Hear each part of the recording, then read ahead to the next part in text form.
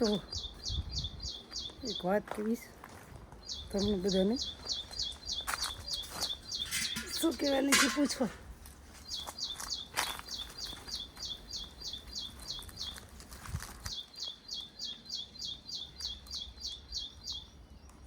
એક મને કોમેન્ટ આવી છે, જો કે કોમેન્ટનો જવાબ તો હું દેતી નથી, સારી હોય તો થેન્ક યુ કહી દઉં છું અને બાકીની કોમેન્ટ જવા દઉં છું. ફેસબુકવાળાએ આપણને બ્લોક કરવાનું એક બટન આપેલું છે અને કોઈ પણ એથી વધારે કોમેન્ટ કરે તો પછી સાયબર આપેલું છે, પોલીસ જિંદાબાદ, પોલીસે આપેલા છે. એવી તો કોઈ કોમેન્ટ કરતું નથી. મને સારા છે બધા, મારા ફોલોવર્સ છે, બહુ સારા છે, બહુ સારા. થેન્ક યુ જેટલા વર્ષથી મને ફોલો કરો છો ને જેટલા મને તમે કોમેન્ટ સારી સારી કરો છો એટલે થેન્ક યુ.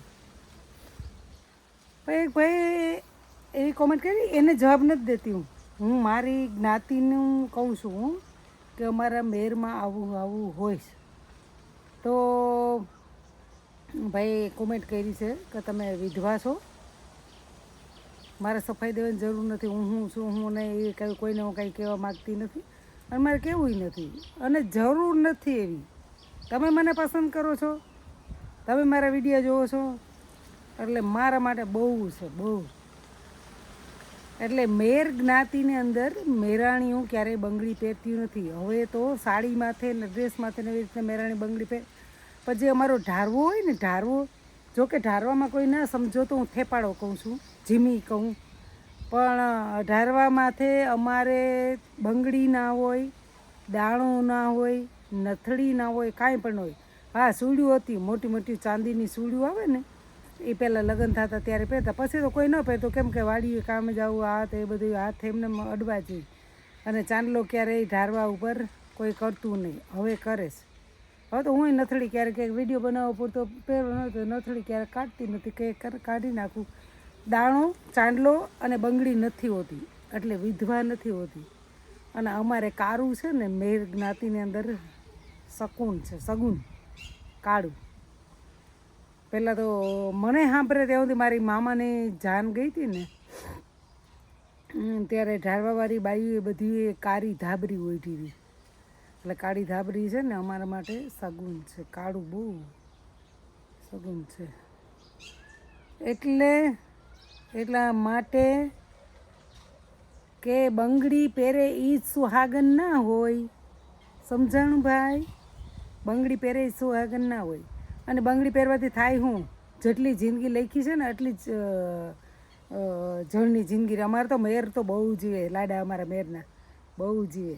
નથી મેરાણી બંગડી પહેરતી, નથી દાણો કરતી, નથી સેથો પૂરવાના. હા જ સેથો હવે પૂરે છે, હવે લગ્ન થાય ઢારવા ઉપર ત્યારે હવે સેથો પૂરે છે, ચાંદલો કરે છે, એવી રીતના છે. પણ પહેલાં મેં ક્યારેય જોયેલ નથી ચાંદલો, સેથો એવી રીતના ક્યારેય જોયું નહોતું.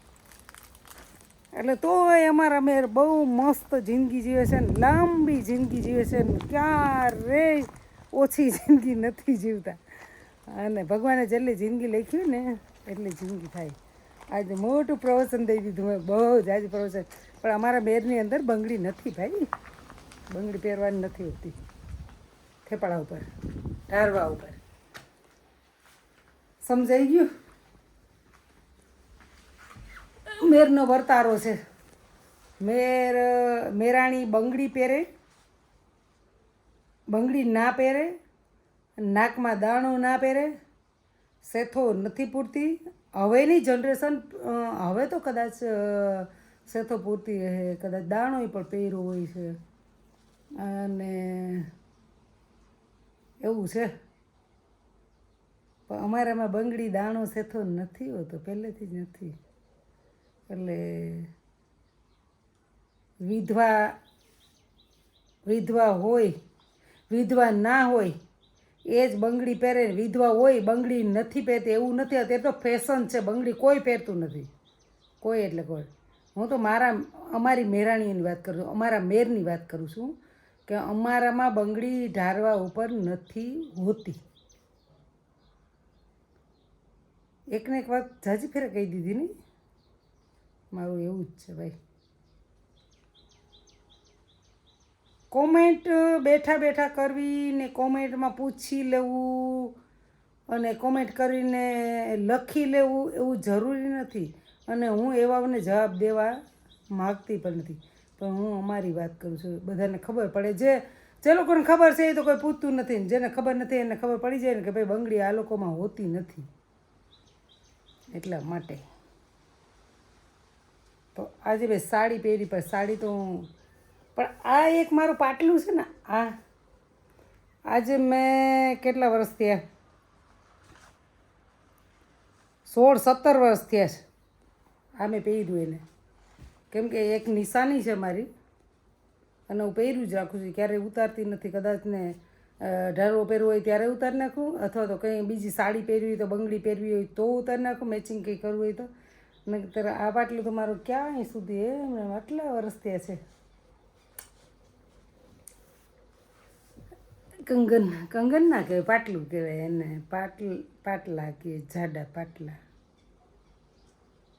તો થોડીક રસોઈ કરી લઉં, એટલે પેટમાં ખાડો પડી ગયો છે, ભૂખ લાગેલી છે એવું છે.